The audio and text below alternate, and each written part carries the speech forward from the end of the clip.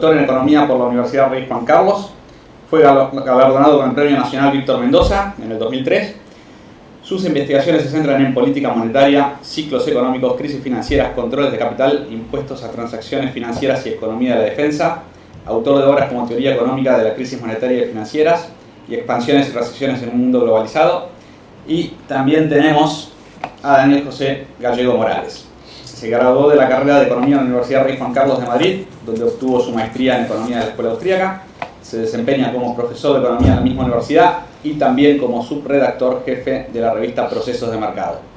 Además, Daniel es miembro del Consejo Asesor de la Fundación Jesús Huerta de Soto. Así que les pido un aplauso a Daniel.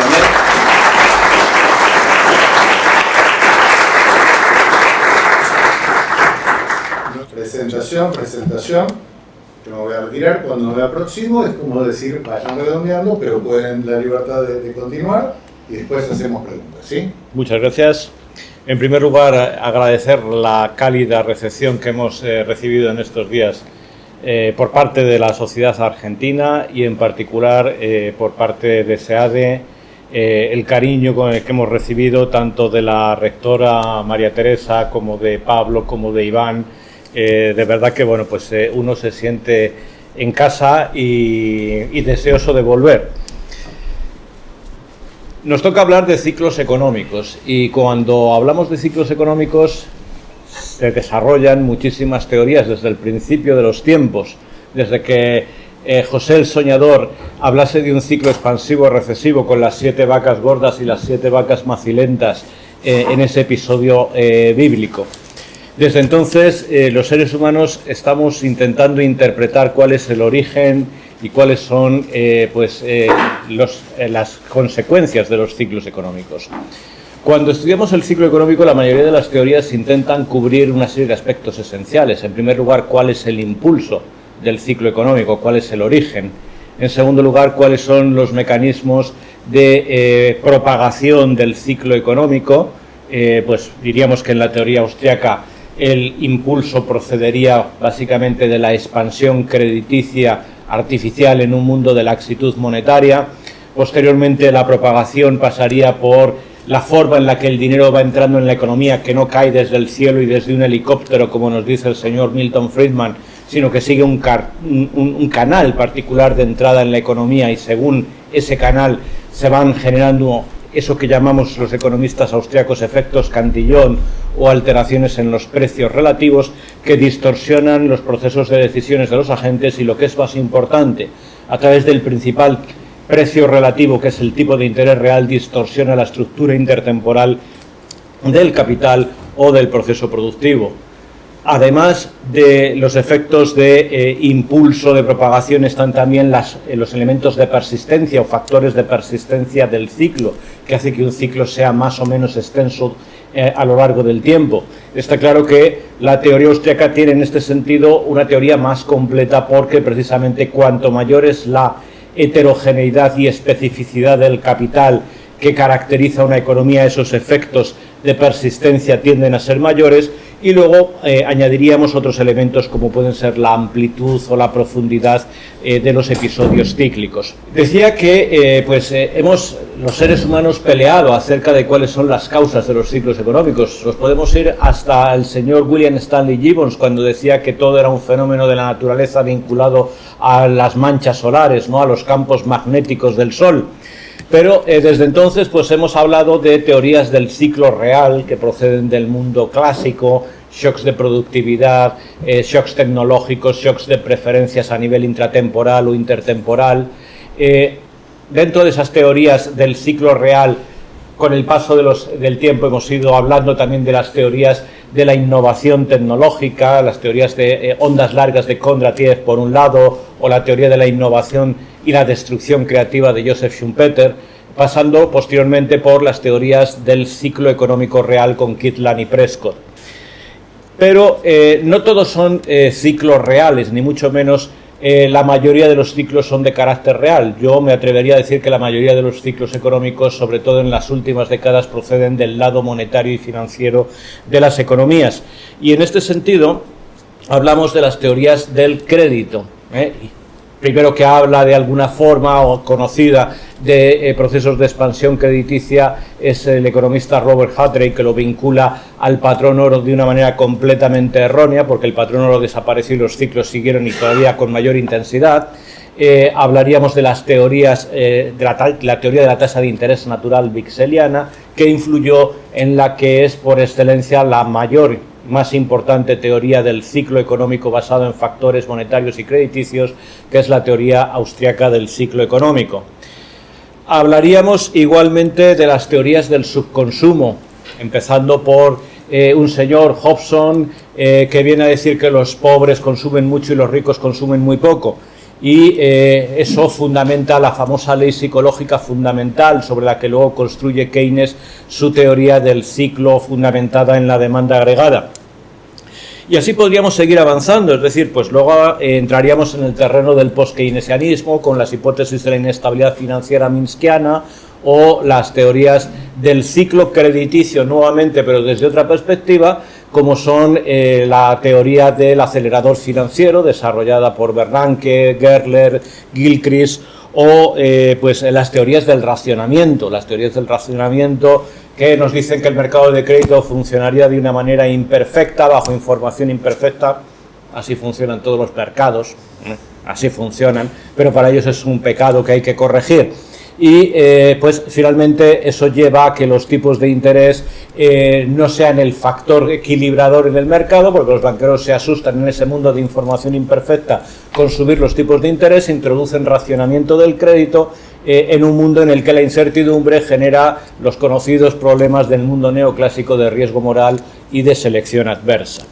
Bueno, me centraré muy rápidamente en el contraste entre dos teorías, las teorías que marcan la política actual y la política económica actual, que son la teoría keynesiana y la teoría austriaca del ciclo económico. ¿De dónde procede, digamos, esa pugna entre este enfoque? Bueno, pues procede ya desde la década de los años 30, es decir, desde los años de la Gran Depresión, cuando se enfrentan en un debate muy intenso pues lo que podrían ser dos grandes, por no decir a las dos más importantes autoridades en materia macroeconómica que había en ese momento, que eran John Maynard Keynes y Friedrich August von Hayek. Concretamente, Hayek se traslada a Londres, invitado por Lionel Robbins a la London School of Economics, para pues dictar 4 conferencias con las que Robbins pretendía impulsar una visión alternativa a la que estaba triunfando desde Cambridge, en la figura de John Maynard Keynes y su conocido circo de Cambridge, donde estaban pues la señora Robbins, estaba Piero Sraffa, etcétera, etcétera. Y pues simplemente llama a Hayek con el objeto de darle la réplica, de intentar evitar esa posición ya prevaleciente que estaba teniendo Cambridge sobre la London School of Economics. Esas 4 conferencias, como todos conocerán, se trasladan posteriormente a un libro, Precios y Producción, publicado en el año 1931, que es uno de los libros esenciales para entender la teoría austriaca del ciclo económico. Bueno, para situarles simplemente, ¿qué es lo que decía Keynes y qué es lo que decían los austriacos? Pues lo que decían por un lado los austriacos es que los años de la Gran Depresión y previamente el crack del 29 se habían fraguado en los felices años 20, en una etapa de fuerte expansión monetaria y crediticia, de auge crediticio que había provocado una distorsión muy importante entre los planes de decisión intertemporales de productores y consumidores y habían distorsionado completamente la estructura productiva de la economía. Ese era el origen. También criticaba el hecho de que si el origen del crack del 29 no había sido más que el proceso fortísimo de expansión monetaria que se había vivido en los felices años 20, se intentase solucionar el problema inyectando más dinero en el sistema económico, algo que seguramente nos suena a todos en la figura de Ben Bernanke, ¿verdad? Y pues esos procesos de expansión monetaria para lo único que servirían sería para posponer los ajustes que necesitaba la economía, y no solamente posponerlos, sino en el extremo llegar a enquistar esos problemas y generar lo que el profesor Huerta de Soto conoce como japonización, yo concretamente hablo en ocasiones de la zombificación de las economías, muertos vivientes acostumbrados a vivir de los estímulos fiscales y monetarios de los gobiernos. ¿Y qué es lo que esos estímulos monetarios y fiscales impiden? Pues que la economía experimente un proceso de reestructuración del que nunca debió alejarse como consecuencia de esos procesos artificiales de expansión monetaria, y que los precios de los activos retornen hacia valores no inflados, es decir, se desinflen, proceso de inflado que se produce durante el auge monetario y crediticio.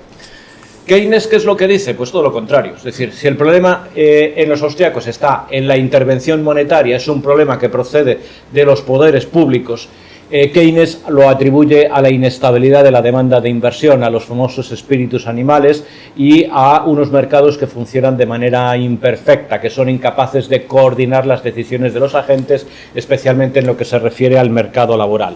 Y sostiene como solución los estímulos fiscales acompañados de estímulos monetarios, como todos sabemos. Tipos de interés bajos y estables, dinero abundante y barato para financiar los fuertes crecimientos de gasto y de endeudamiento público de las administraciones públicas. Todo con una triple finalidad: sostener la demanda agregada, es decir, aplicar, digamos, el principio de la demanda efectiva keynesiana, la demanda causa producción y no al revés, es decir, la producción y la generación de riqueza es lo que permite sostener la demanda posterior, que es lo que plantearía la ley de Say. Recuperar el pleno empleo y los tipos bajos y estables, garantizar el buen funcionamiento de los mercados financieros estables, a tipo de interés estable, mercados financieros estables, y a tipos de interés bajos, precios de los activos inflados, que era lo que pretendía Keynes para devolver la confianza a los inversores en los mercados financieros. Pero no solamente el debate entre austriacos, encarnados en la figura de Hayek, y keynesianos se centraba en estos aspectos. Y aquí, pues bueno, digamos que les invito a que hagan un pequeño recorrido conmigo con el objeto de que vean qué es lo que se está estudiando en las universidades bajo el enfoque de la corriente principal y qué es lo que plantean los autores de la escuela austriaca. En primer lugar, los austriacos rechazan el agregacionismo keynesiano y además defienden el individualismo subjetivista, es decir, conceptos como utilidad, valor, coste no son objetivos, sino que parten del propio individuo, del propio ser humano, son conceptos subjetivos. En segundo lugar, incidir en el carácter intertemporal del proceso productivo. El proceso productivo no es una función de producción Y igual a FKN, donde se nos dice que metamos capital y trabajo todos homogéneos, siempre el mismo capital, siempre el mismo trabajo, fácilmente sustituible, y automáticamente podemos tener desde unos zapatos hasta un portaaviones nuclear, es decir, porque hay además un problema de simultaneidad en la producción. En tercer lugar, destacar la importancia del capital como algo heterogéneo y específico, vinculado a las diferentes etapas que caracterizan o definen el proceso productivo.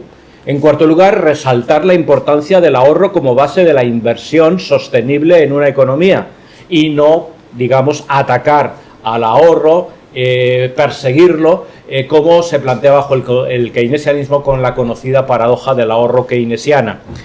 Por otro lado, destacar la importancia de los tipos de interés como variable que coordina las decisiones intertemporales de productores y de consumidores en una economía. Un tipo de interés que refleja la preferencia temporal y nunca la preferencia por la liquidez en un mercado monetario, donde Keynes nos dice que la oferta monetaria y unos señores que están medio locos y que tienen un miedo tremendo y atroz al futuro, se mueven bajo incertidumbre, generan una demanda muy inestable de dinero que altera y hace fluctuar también los tipos de interés de una manera especialmente importante.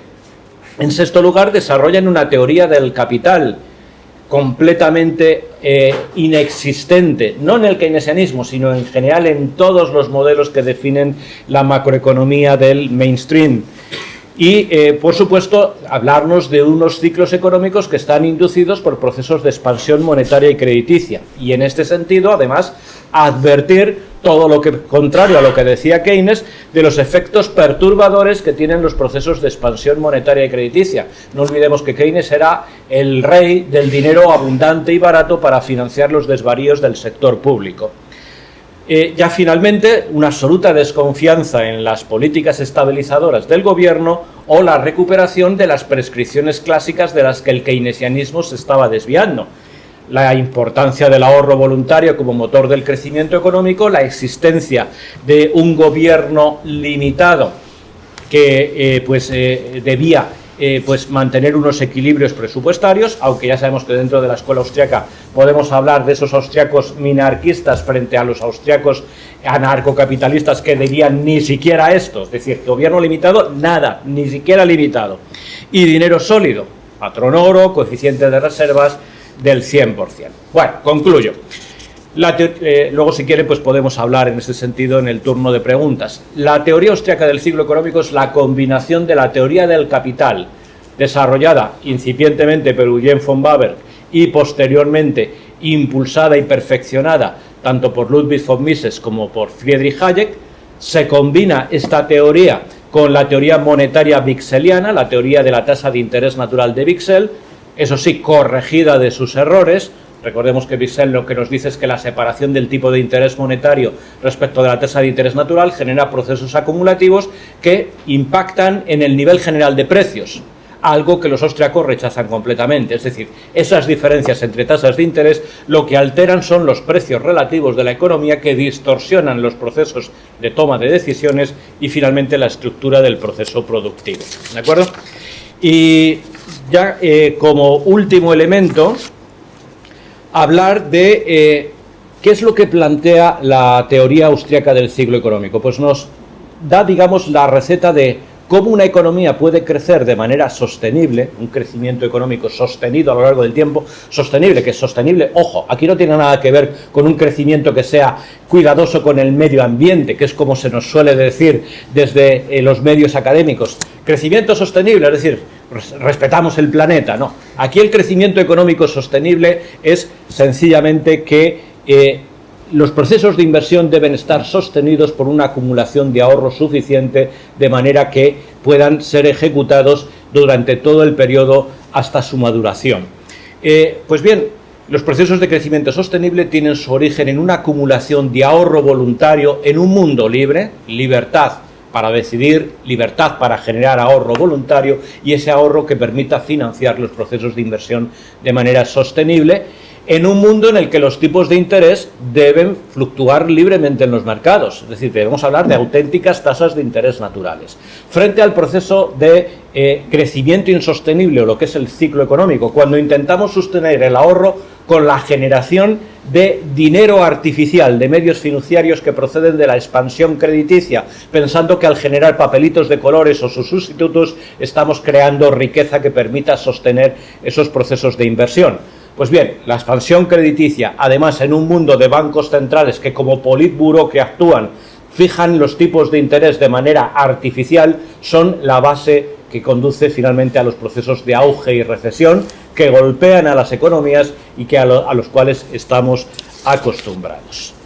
Pues nada más, con esto concluyo y muchísimas gracias. Muchísimas gracias, Miguel Ángel.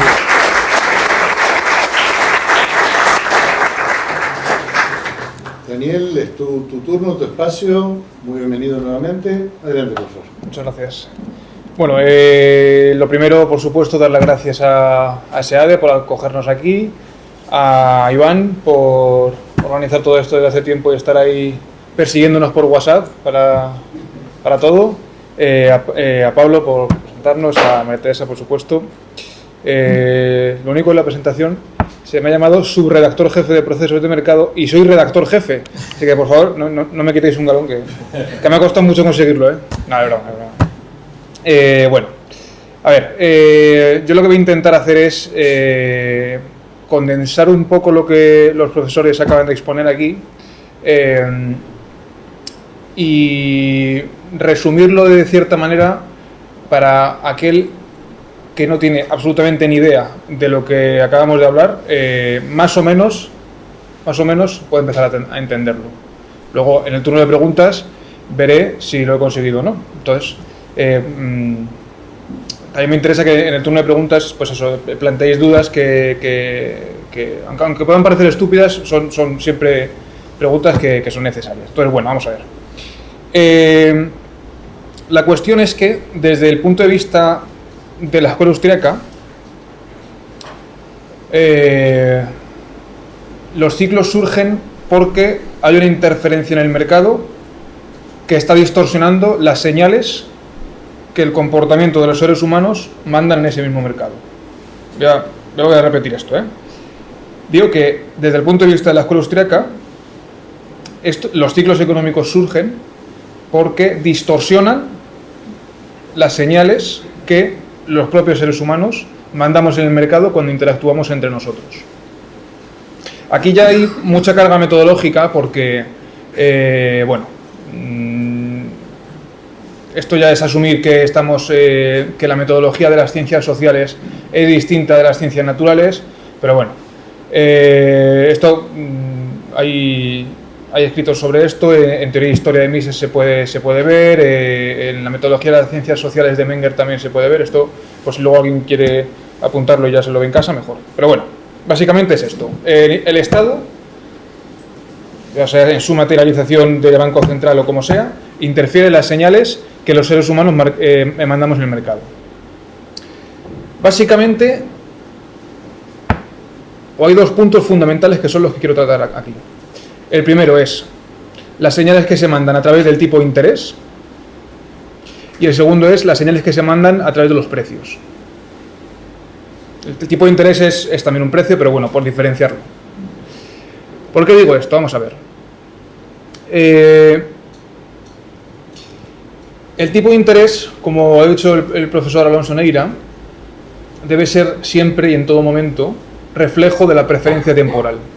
¿Y qué es esto de la preferencia temporal? ¿Qué es este palabra? Bueno, pues desde la escuela austríaca, antes de empezar a hacer economía y empezar a tener funciones muy complejas y pantallas de Bloomberg que nadie sabe lo que ponen, empieza a estudiar economía desde el ser humano.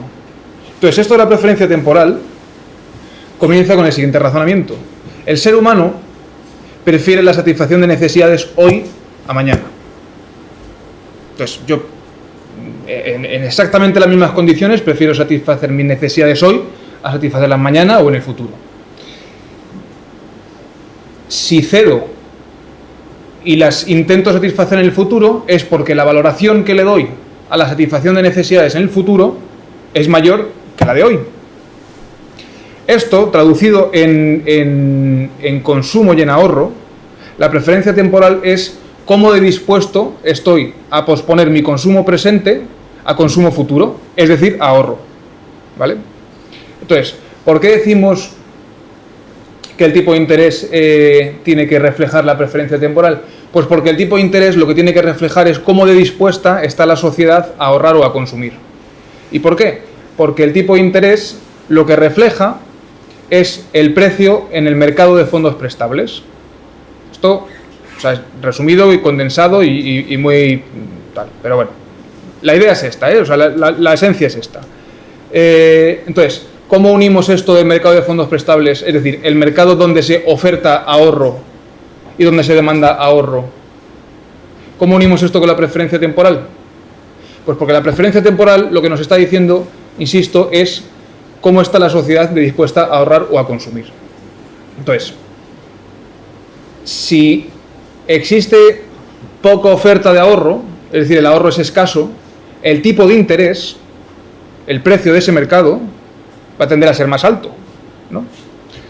Es decir, si la preferencia temporal de la sociedad es muy alta, quiere consumir mucho hoy, el precio por esa oferta y demanda de ahorro va a ser alto. Caso contrario, exactamente lo mismo. Si la preferencia temporal de la sociedad hoy es baja, en esta época es baja, o la preferencia temporal de la economía es baja, se oferta ahorro, es decir, no se está consumiendo todo lo que ganamos hoy, y ese precio por el ahorro va a ser más bajo, a igualdad de condiciones. Bien. Entonces, el tipo de interés, insisto, es una señal que se manda al mercado. O sea, tenemos que ver los precios como señales. Por eso digo que cuando se interfieren estas señales es cuando suceden estos ciclos de auge y recesión. El tipo de interés, desde esta perspectiva, es una señal que nos está diciendo en el mercado cómo está dispuesta la sociedad a ahorrar.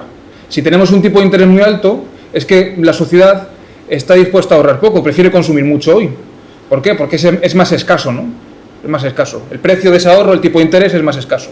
Entonces, las señales que se están mandando a los agentes económicos es, oye, que nuestros esfuerzos económicos como economía se tienen que centrar más en las etapas más cercanas al consumo. No nos tenemos que ir tan alejados a construir bienes de capital que a lo mejor tardan mucho tiempo en producir bienes de consumo. Entonces, nos están diciendo, oye, iros a las etapas de consumo porque la preferencia temporal es esta. Esto por un lado. Resumen rápido. El tipo de interés, el precio que nos está diciendo cómo es la preferencia temporal, cómo estamos dispuestos a ahorrar o a consumir, tiene que ser, insisto, siempre reflejo de la preferencia temporal. Y es una señal que se manda a los agentes económicos, fruto de esta misma interacción de los seres humanos, ¿eh? Aquí no estoy hablando de que venga un banco central, o el Banco Central Europeo, o el Banco Central que sea, a decir, este tiene que ser el tipo de interés. No, estoy hablando de este concepto de tipo de interés como un precio de origen espontáneo, ¿vale? Entonces, por un lado, primera señal fundamental, el tipo de interés en el mercado. Y por otro lado, he hablado de los precios, y esto rescato la ponencia del primer panel. Y es que cuando no respetamos el coeficiente de caja del 100%, también estamos interfiriendo en estas señales que se mandan en el mercado. ¿Qué es el coeficiente de caja del 100%? El coeficiente de caja del 100%, bueno, hay dos tipos de contrato. El contrato de préstamo y el contrato de depósito. La banca comercial actual, la banca comercial moderna, difumina completamente la frontera entre estos dos tipos de contrato. Entonces, tenemos el contrato de depósito, es decir, yo dejo lo que sea en un sitio, y es un contrato donde el depositario, el que recibe el depósito, se compromete a guardar eso que ha depositado ahí y punto. O sea, no tiene más, la propiedad es mía, el que lo está guardando, o sea, ya sea dinero, ya sea un almacén, o ya sea lo que sea. Normalmente aquí hablamos siempre de depósito de dinero. Y luego está el contrato de préstamo, de yo, algo que es mío, te lo doy a ti en un periodo de tiempo concreto a cambio de un precio. El precio lo recibo yo. O sea, me están pagando a mí por dejar dinero. En el contrato de depósito estoy pagando yo por un servicio de guardia y custodia. El problema surge cuando estos dos tipos de contrato, la banca comercial los difumina y los mezcla. ¿Por qué? Porque yo, si deposito 100 unidades monetarias en un depósito, estoy actuando como si tuviese 100 unidades monetarias en ese depósito. ¿Y qué pasa cuando no se respeta el coeficiente de caja? O sea, nos referimos a coeficiente de caja y damos el porcentaje en economía. O sea, el 100% es cuando respetamos el 100% de los depósitos, del dinero que está ahí. Si decimos un 2% de coeficiente de caja, solamente estamos respetando el 2%, el resto lo estamos prestando. Entonces, ¿por qué defendemos como si fuese una cosa ya nuestra personal el tema del 100%? Porque creemos que cuando no se respeta, se están mandando estas señales al mercado distorsionadas. Entonces, cuando hay reserva fraccionaria, es decir, cuando no hay coeficiente de caja del 100%, yo deposito 100 unidades monetarias y mi comportamiento en el mercado como agente económico es como si tuviese 100 unidades monetarias. Sin embargo, si no hay coeficiente de caja del 100%, y el banco presta el 98%, yo me estoy comportando como si tuviese 100 unidades monetarias y estoy consumiendo y actuando como si las tuviese, pero es que hay otra persona que se está comportando como si tuviese 98 unidades monetarias. Entonces, el comportamiento de los agentes económicos es como si hubiese 198 unidades monetarias, pero es que realmente hay 100. Entonces, cuando se junta todo esto y los tipos de interés nos dan un mensaje distorsionado porque el Banco Central los ha manipulado, y cuando la banca comercial con reserva fraccionaria también produce estos mensajes distorsionados, llega un momento que se juntan esas señales en el mercado y nos pueden llegar a decir, oye, que ahora mismo, a través de las señales de los beneficios, os tenéis que ir lejos de la estructura productiva. Es decir, a bienes de capital más alejados del consumo, del presente, o de la primera etapa, mejor dicho. Sin embargo, como nosotros también estamos actuando como si tuviésemos 100 unidades monetarias y la otra persona como si tuviese 98 unidades monetarias, también está consumiendo, no ha dejado de consumir. Entonces, El ciclo económico, esto es evidentemente mucho más extenso, y esto todo el mundo lo debería de leer en el capítulo 5 del libro de Dinero, Crédito Bancario y Ciclos Económicos, que lo tiene a la venta, si no estoy confundido ahí, y todo alumno de aquí tiene la obligación de comprarlo a $10. Entonces, todo esto viene desarrollado en el capítulo 5. Pero básicamente la idea es esta. O sea, yo con lo que quiero que se quede todo el mundo es con que la existencia del Estado y su materialización en la economía del Banco Central interfiere en las señales que los seres humanos o los agentes económicos mandan al mercado. Y esa es la idea que quería. Muchísimas gracias, Daniel.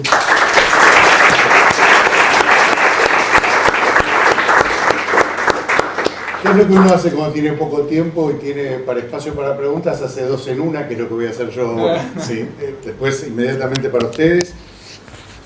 Me da como ganas 1 y 1, ¿no? Profesor Miguel Ángel Alonso Neira, ¿alguna idea sobre el tema de políticas para ciclos recesivos?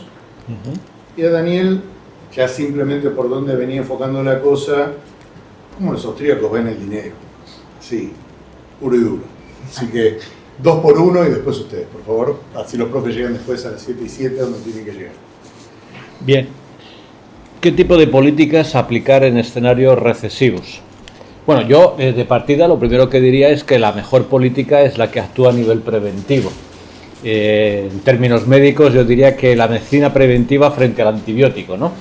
Y la mejor medida para evitar esos episodios de auge, recesión que caracterizan a la escuela austríaca es un sistema monetario sólido, basado en o bien un patrón dinero-mercancía con coeficiente de reserva del 100%, de manera que evitemos las veleidades expansionistas tanto a nivel de bancos centrales como a través del crédito bancario en un sistema de reserva fraccionaria. Bueno, eso digamos que sería el punto de partida, pero una vez no hemos aplicado la vacuna, una vez no hemos actuado a nivel preventivo, ¿qué hacer cuando la recesión ya la tenemos y nos viene el diablo a ver? Bueno, pues en este caso tenemos 2 alternativas, voy a ir evidentemente con el objeto de que comparen, ¿no? La alternativa keynesiana, pues la alternativa keynesiana siempre diría hay que incrementar el gasto público porque la recesión procede de un desplome de la inversión con un efecto de arrastre sobre el consumo, de manera que hay que estimular el lado de la demanda vía gasto público, pero además sin tocar los impuestos, porque claro, si resulta que lo que ha hecho caer la demanda agregada y con ello en virtud del principio de la demanda efectiva caer la producción y el empleo ha sido la caída de la inversión y el efecto de arrastre sobre el consumo, si lo financiamos con impuestos pues acabamos de matar el consumo y la inversión.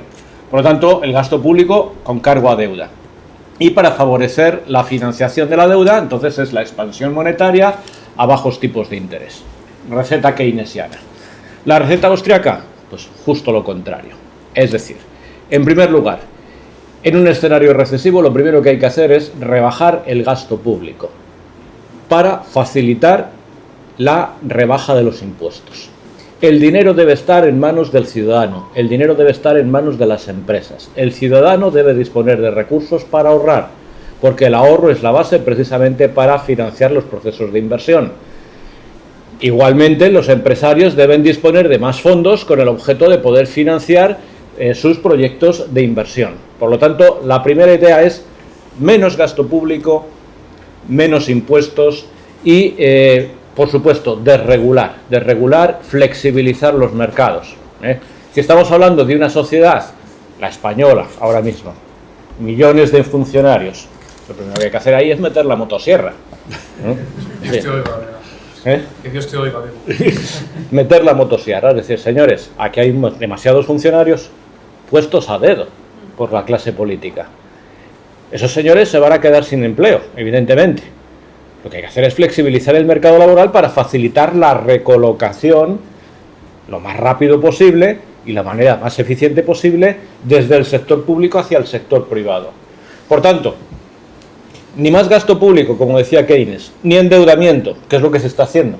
Es decir, preocupa que Estados Unidos tenga un 120% de endeudamiento público y preocupe que haya un presidente que esté diciendo que hay que bajar los tipos de interés porque así eso barata el coste del servicio de la deuda y aplicamos aranceles y al aplicar aranceles seguro que vamos a tener elevaciones de precios, pero esas elevaciones de precios lo que permiten es rebajar también el valor real de la deuda, ¿no?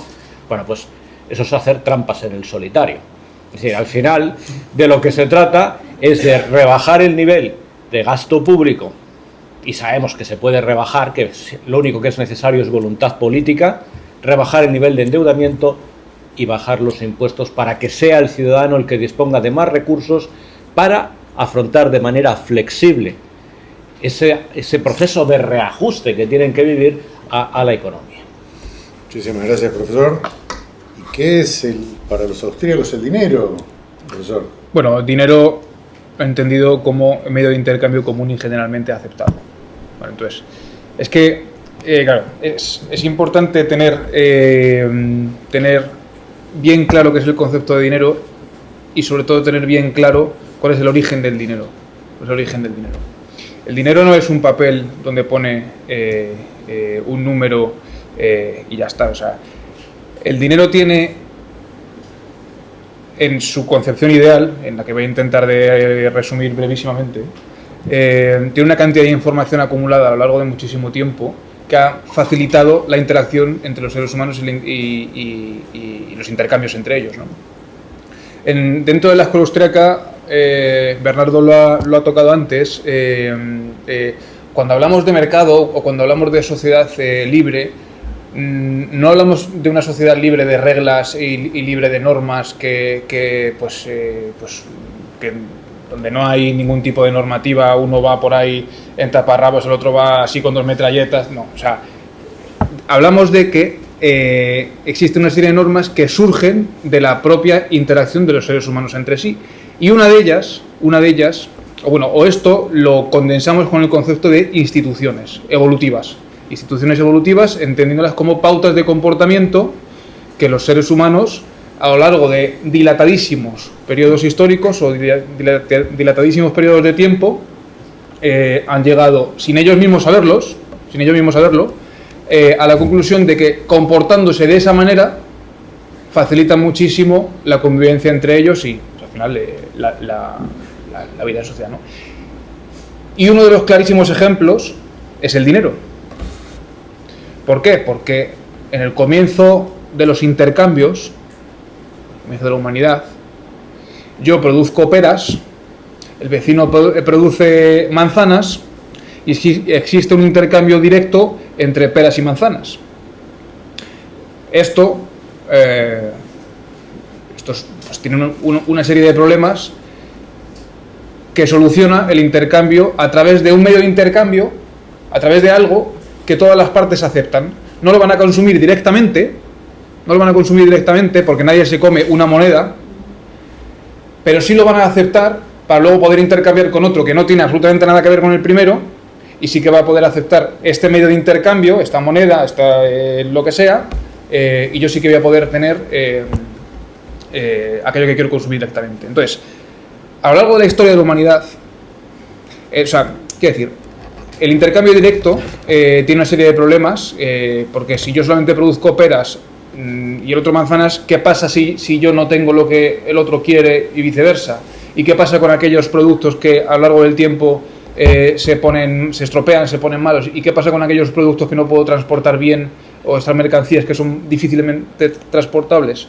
Pues la humanidad dio respuesta a esto a través del intercambio indirecto y comúnmente, por sus propias propiedades físicas y por su escasez, fue el oro. Entonces, por eso, desde un punto de vista austríaco, el dinero definido como medio de intercambio común y generalmente aceptado ha sido a lo largo de la historia el oro. Hasta que, y ya termino, vienen los bancos centrales o viene el Estado a través de los bancos centrales y dice, no, vais a utilizar algo que yo voy a llamar dinero y que todo el mundo tiene la obligación de utilizar. Entonces la sociedad se pregunta, pero yo no puedo intercambiar en oro y saldar mis cuentas. Y dice, no.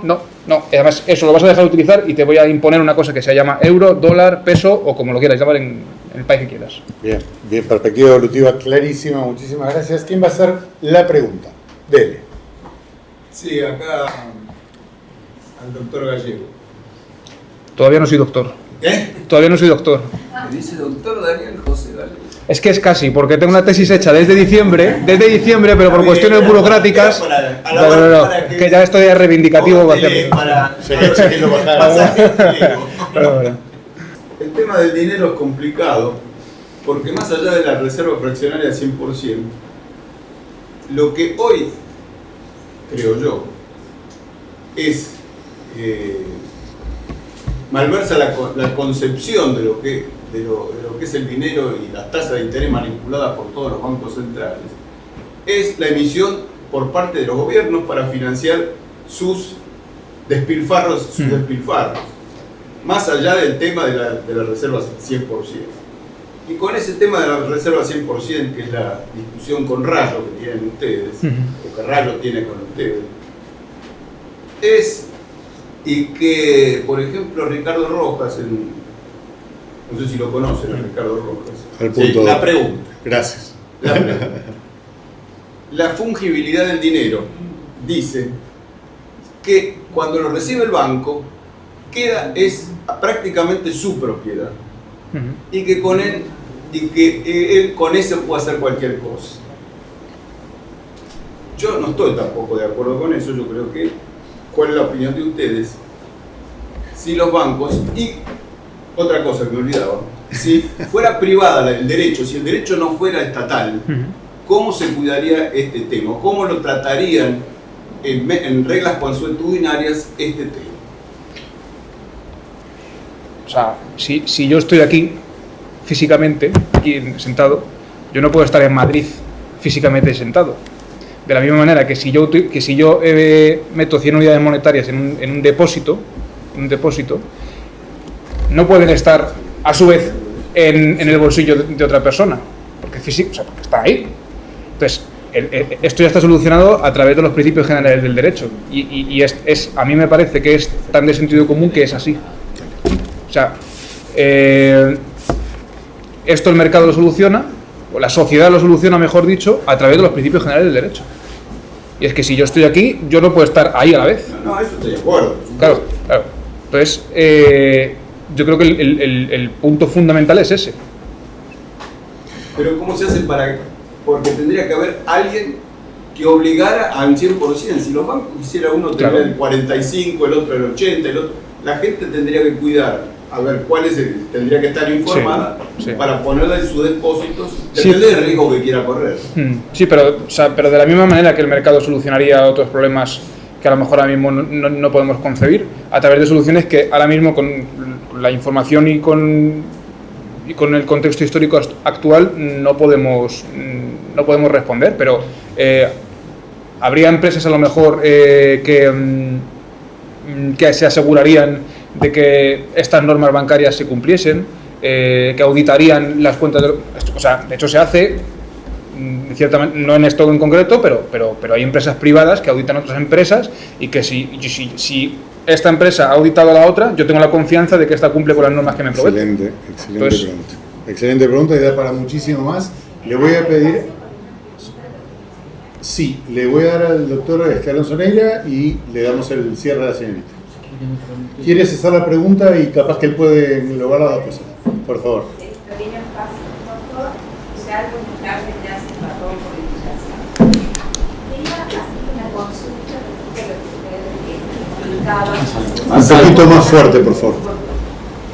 Respecto a lo que usted manifestaba recientemente del sector de la desregulación del Estado, y esta cuestión de que los funcionarios con a dedo tienen que correrse para dar espacio para una mejor gestión, según yo lo seguía en.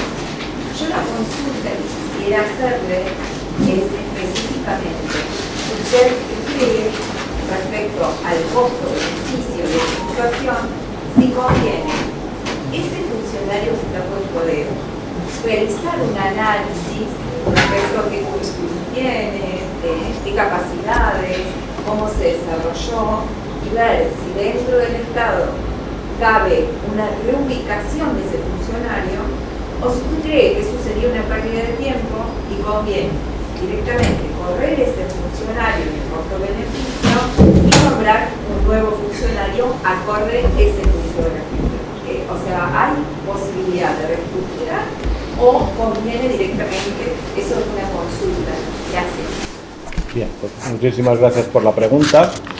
voy a responder primero a la pregunta muy buena que me acaba de plantear, por un lado, y por otro lado, pues también quisiera precisar una de las cosas que comenté antes, porque me preocupa que realmente precisen exactamente cómo el enfoque keynesiano y el enfoque austriaco están en las antípodas, completamente en las antípodas. Entonces, respecto al tema del funcionariado, pues podría dar la respuesta de los dos tipos de austriacos, ¿no? El austriaco anarcocapitalista y el austriaco minarquista. El austriaco anarcocapitalista diría: ningún funcionario merece la pena. Por lo tanto, borrón y cuenta nueva, cerramos el sector público, liberamos los recursos muy abundantes, por otro lado, que irían directamente al bolsillo de las familias y de las empresas, y gobernarnos a través precisamente de un sistema anarcocapitalista de libre mercado. La otra alternativa sería problema que hay en España, precisamente. Bueno, pues vamos a ver, dentro de la administración pública tenemos los funcionarios de carrera universitaria, de carrera, es decir, por oposición, de manera que han demostrado su valía, preparando, formándose y pasando un examen competitivo que ha demostrado que están bien capacitados y que están bien preparados. Y otros que sabemos que son, por otro lado, los más abundantes. No olvidemos que dentro de la administración pública española son mucho más abundantes los funcionarios que a día de hoy no son de oposición, sino que son funcionarios laborales colocados a dedo, en muchos de los casos, donde realmente pues ahí sí que empezaríamos a plantearnos, bueno, vamos a ver, ¿qué es lo que está usted haciendo? ¿No?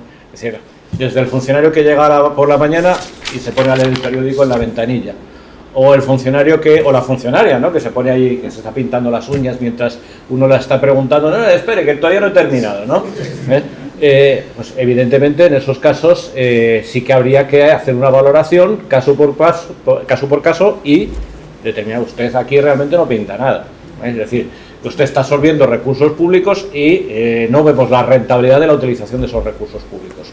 Por tanto, tendríamos, digamos, esas dos opciones. Es decir, bueno, pues me da lo mismo que sea eficiente o no.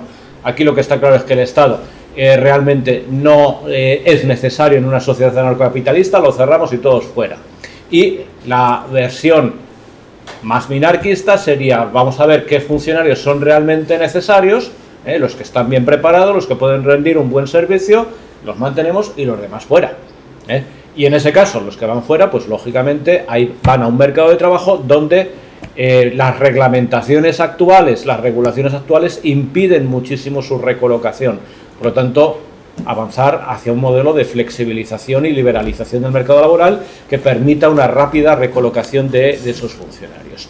Bien, respecto al otro aspecto que quería precisar, cómo los austriacos y cómo los keynesianos están en las antípodas, volvía un poco al argumento de ¿y qué hacer en una recesión?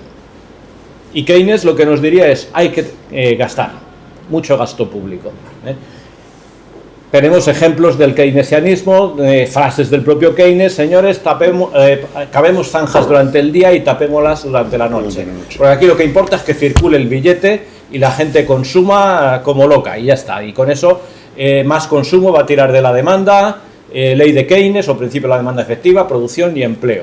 Recordemos una intervención, si mal no recuerdo, hablo de memoria, del año 36 de John Maynard Keynes en la BBC, donde se dice a las amas de casa en Reino Unido: salgan ustedes todas las mañanas con el carro vacío y regresen felices y contentas con el carro a tope, a rebosar, y vengan contentas pensando que están rindiendo el mayor servicio patriótico a su país. Eso es lo que planteaba Keynes, ¿no? Entonces, bueno, pues de lo que se trata es de gastar, gastar y gastar. Claro, decía antes, sin subir los impuestos. Claro, si no subimos los impuestos, entonces todo va a deuda, o bien, finalmente todo va a la monetización de ese endeudamiento, a la generación de dinero abundante y barato. Dinero abundante y barato, que es lo que rechazan precisamente los autores de la escuela austriaca. El resultado del keynesianismo es el que estamos viviendo: un mundo de endeudamiento con países que sobrepasan el 100% de su PIB en deuda, más la inflación que estamos viviendo también. O sea, endeudamiento e inflación es el resultado. ¿Qué es lo que plantean los autores de la escuela austriaca? Todo lo contrario, mucho menor gasto público, mucho menor impuestos y sobre todo no incurrir en la trampa keynesiana y, ojo, en la trampa friedmaniana, porque Friedman plantea lo mismo. Es decir, Friedman realmente, pues en este sentido, en el tema monetario, muestra una absoluta falta de coherencia. Recordemos que la regla friedmaniana es, señores, la oferta monetaria tiene que crecer al 2% tanto en épocas de auge como en épocas de recesión. Pero, si nos enfrentamos a la Gran Depresión, hay que inyectar a cañonazos el dinero en la economía para evitar las corridas bancarias y el desplome del sistema bancario. Es uno de los ejemplos más que se une a lo que planteaba el profesor Huerta de Soto, la inmensa influencia keynesiana en el monetarismo. Es decir, la solución de Friedman a los episodios recesivos es cañonazos de expansión monetaria que Keynes en principio no aceptaba, porque recordemos que el problema de las expansiones monetarias es que se puede encontrar con la trampa de la liquidez, expectativas deprimidas y por tanto él es un fiscalista, es decir, más gasto público, mucho más gasto público, que eso incide en la economía y además incide maravillosamente a través de los estupendos efectos multiplicadores del gasto, ¿no? Pues bien, ni una cosa ni otra, ni expansión fiscal ni expansión monetaria. Vemos que, en definitiva, estamos hablando de dos mundos que están completamente en las antípodas, pero recordemos una cosa, que exceptuando el gobierno del presidente Javier Milei en este momento, todos los países del resto del mundo están aplicando las recetas keynesianas al pie de la letra. Gasto público, niveles de endeudamiento insostenibles y una inflación que de vez en cuando se nos desboca de una manera, y como se desbocó no hace mucho, como consecuencia de las fuertes inyecciones monetarias. Una sola acotación. Friedman en el año 92, ayer lo mencionó Alberto Venegas Lynch, creo que fue en Israel, en una conferencia, él se desdijo del tema del Banco Central. Él dijo que la moneda era un elemento tan importante, no me sale la palabra ahora, que no es para que esté en manos de los gobiernos. Completamente de acuerdo. Es decir, hay que suprimir el monopolio de la emisión monetaria de los bancos centrales. Eso lo absorbieron los gobiernos para poder la FED, en definitiva, lo recurrieron los propios bancos particulares, porque era para salvarse ellos, para poder expandir el crédito y tener a algún prestamista de última instancia. Financiar el gasto público. No olvidemos que en el keynesianismo, y Keynes hereda bastante del Friedman hereda bastante del keynesianismo, bajo el keynesianismo la política monetaria es una política consorte de la política reina, que es la política fiscal. La política monetaria está al servicio de la política fiscal. Y en un mundo de creciente endeudamiento, que es al final al que lleva el keynesianismo, la política monetaria actúa proporcionando dinero abundante y barato a los gobiernos. Un círculo malicioso en vez de virtuoso. Completamente de acuerdo. Para Miguel Ángel y para Daniel, muchísimas gracias, son bienvenidos siempre.